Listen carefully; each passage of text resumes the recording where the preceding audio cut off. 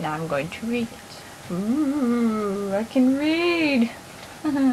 A bizarre series of murders may be linked to Batman's past. In present-day Gotham City, there is a new killer on the loose. Its appearance coincides with the arrival of an ambitious Japanese businessman, whose female aide is a dead ringer for a woman young Bruce Wayne met years ago. Suddenly, Batman finds himself haunted by his past when he trained in Japan and came face to face with the darker side of his own nature. Is this killer a man, a demon, or some twisted manifestation of the Batman himself?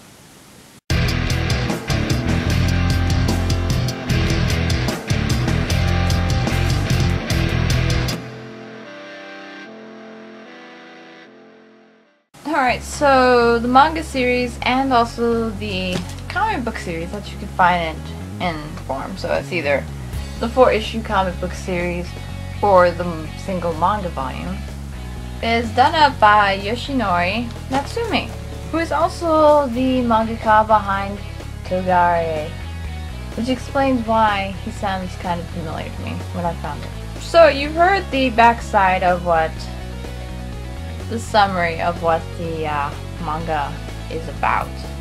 Basically, Batman encounters the woman and he has a flashback because she looks exactly like the woman he remembers for when he went to Japan to learn martial arts and stuff.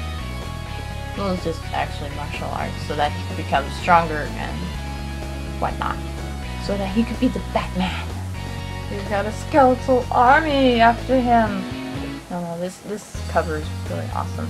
So basically you have the one-shot manga, which is done by CMX and DC Comics, which you may not be able to find very often. I looked on Amazon and you can buy it online, but there's like 4 left, so I don't know how many there are now. So there's just one single volume, and then you've got the 4 comic book issues. I know what you're thinking. Okay, you're holding up 3. That's because I don't have the 4th one, unfortunately. All I have is number 1, number 2, and number 3. I absolutely love this one, by the way. The art is just so awesome. Alright, so I'm going to give you an inside look on the comics. Mostly because you're probably thinking, oh, it's just, you know, comics, it's probably colored and stuff. Actually, no, it was actually full of surprises for me. You got the front, you got the back, and then you've got the inside. Oh yeah, I'm opening it like the manga would be. And it's not in color either. I've noticed most manga adaptations that are turned into comic book form, they aren't in color. So don't be disappointed when you find a Ranma half comic or Sailor Moon comic. You open it up and it's not in color. Because apparently they don't come in color. Which is fine by me. I was kind of hoping it would be in color, but I really did not expect it to be. That is really, really good. Ah! I want to read it again now. That's how good it is. It doesn't help though that I'm a huge Batman fan, and I love comics, so for a mangaka to make his debut and do a version storyline of Batman in the way that a mangaka could only do it, it is just so awesome. Just so awesome. There's apparently another one, City of Dreams, I think it is. It's not done by him, I don't think, but it's kind of the same. Or at least it was on my AnimeList, so it has to be kind of at least the same. So yeah, the story was actually really good considering it's only 1 volume for a manga. So the one shot is really complete. You got the beginning, the middle, the end. There's the usual pretty semi, sequel possibility sort of ending. But it does have its closure. So don't worry about it being entirely on a cliffhanger. There will never be a sequel sort of thing. It completes itself. So don't worry about that. It's complete. It just leaves it, the possibility is there. So you've got a lot of fighting In this one, of course, you know, Batman doesn't use superpowers. He uses his mighty mentality of fair play and fist punch. And there's some pretty awesome...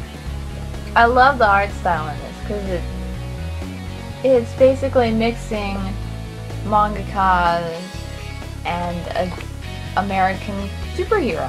And it's really awesome to see what it turned out to be. I was excited, because I had not yet read the comic versions, even though I had them.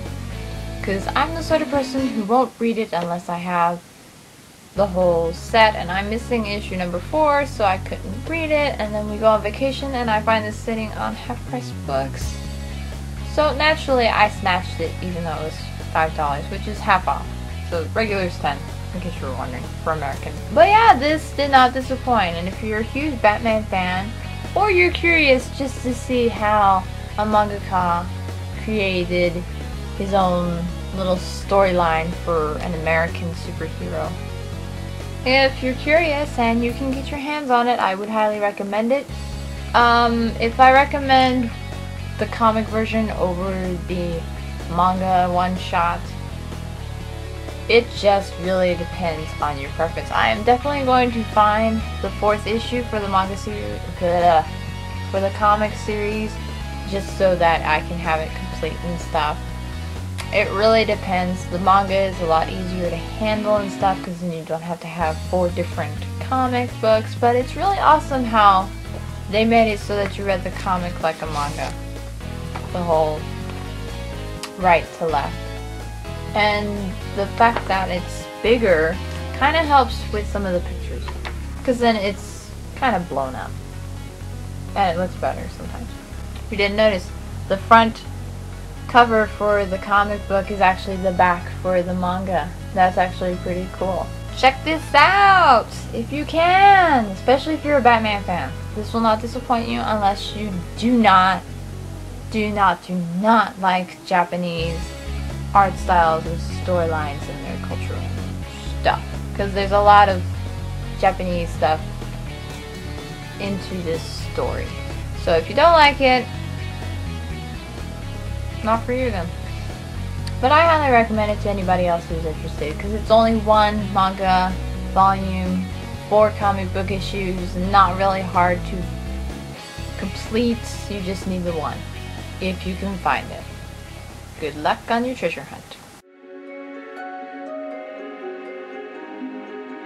Oh, this one actually has a better description on the back of it. I think I'll read this one as well, just for kicks.